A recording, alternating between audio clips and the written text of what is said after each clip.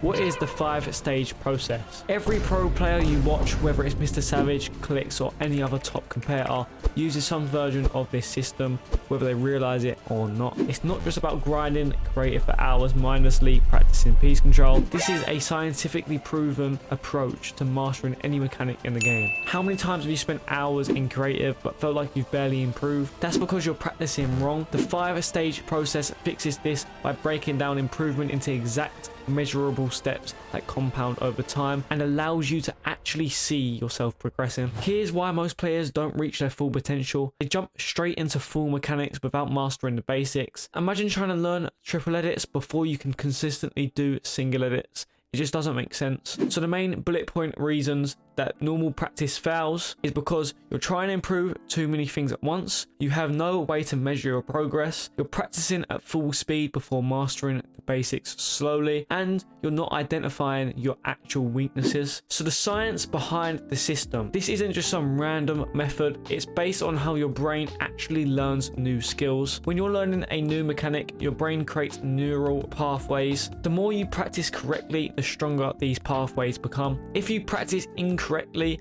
you're strengthening the wrong pathways. That's why so many players hit a skill ceiling that they can't break through. They've literally trained themselves to do things in the wrong way. It's like having bad habits. So the 5-stage process prevents this by breaking down complex movements into simple parts, creating perfect muscle memory from the start, building up speed only after mastering the form, and systematically identifying and fixing weaknesses. Isolation, this is where most players go wrong, but I'm about to show you exactly how to break down any mechanic for perfect practice. Breaking down the mechanic. When you watch pros like MrSavage or Clix, their mechanics look fluid and natural. They've mastered each component separately. Let's break down how this works with a practice example. Say you're trying to master piece control. Most players just hop into creative and start trying to box people, or just start doing the Raiders 464's map piece control. But this is actually why they plateau. Instead, we're going to break it down into exact learnable pieces. Component analysis. Here's how to analyze any mechanic. First, you need to record yourself doing the mechanic slowly. Second, watch it back in slow motion. And thirdly, write down every single part you messed up within the sequences. Single focus practice. A lot of players trying to improve can't see their own weaknesses, but these are the two most common components that people struggle with. Component number 1 is crosshair placement. Practice in Raider 464's crosshair placement section. Focus only on crosshair placement while free building in slow motion, and play either Kovacs or Raider 464's aim section. Component number 2 is movement. For this, you want to practice and look at your positioning in fights by recording and looking back at it. Master the pre-positioning for peaks. So when you go to make a peak, make sure you're fully behind the wall. And also master the use of side jumps and other ways to sprint and jump in the game, because this is quite a new mechanic and is very, very useful. A very common mistake to avoid is don't practice at full speed or skip the basics, as this is something that a lot of players do, and it means they can't improve because their simple fundamentals are not perfected. Actionable steps. Start by choosing one mechanic that you want to master, then record yourself doing it normally, break it into components, and then you need to create a practice schedule for each part.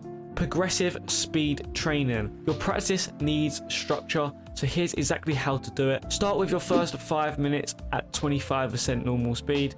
I want you to focus on perfect form, making every single movement intentional and focusing on crosshair placement. When you hit that 5-minute mark, bump it up to 50% speed. This is crucial as you need to maintain perfect form whilst also doing it at a slightly faster speed.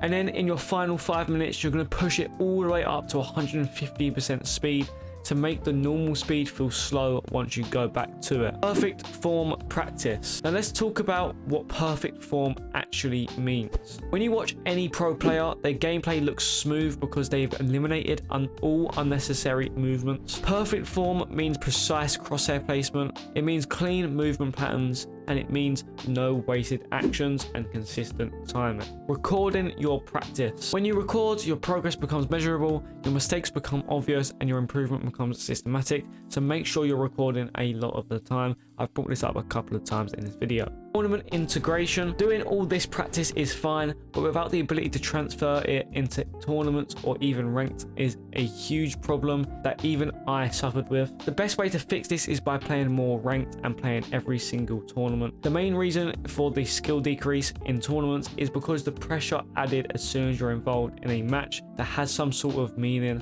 But playing more ranked and tournaments gets you used to that pressure, and keeping in mind that it's just a game does also help. And lastly, thinking that you're the best player in the game can also boost your confidence too and help you just not really think about the fact that this is very important to you. Performance analysis. Let's get specific about analyzing your gameplay.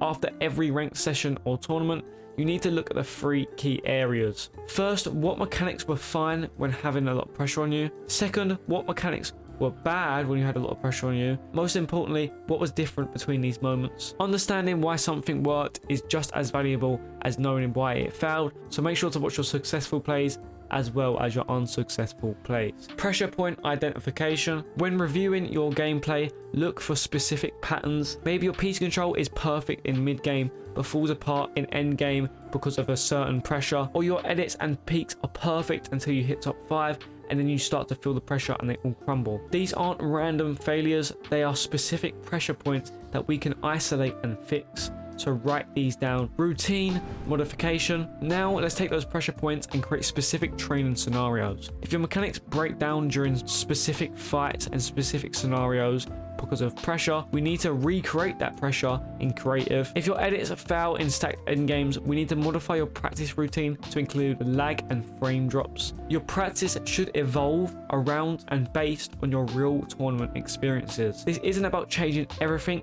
it's about making precise adjustments to specific weaknesses and specific problems that you have in tournaments, so you don't have those problems in later tournaments, so you can improve and become unbeatable. Lastly, setting new goals.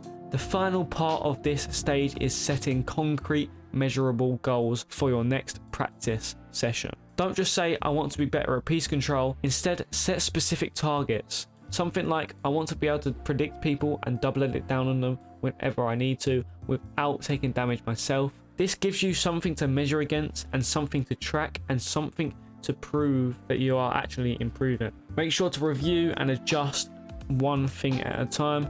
It's a cycle of improvement. Every tournament, every ranked game, every practice routine gives you new data to work with. Make sure to look at that data, use it, learn from it, and improve from it. If you really want to get good fast, I have a video where I show you how to go pro in just 168 hours, so make sure to check that out right now.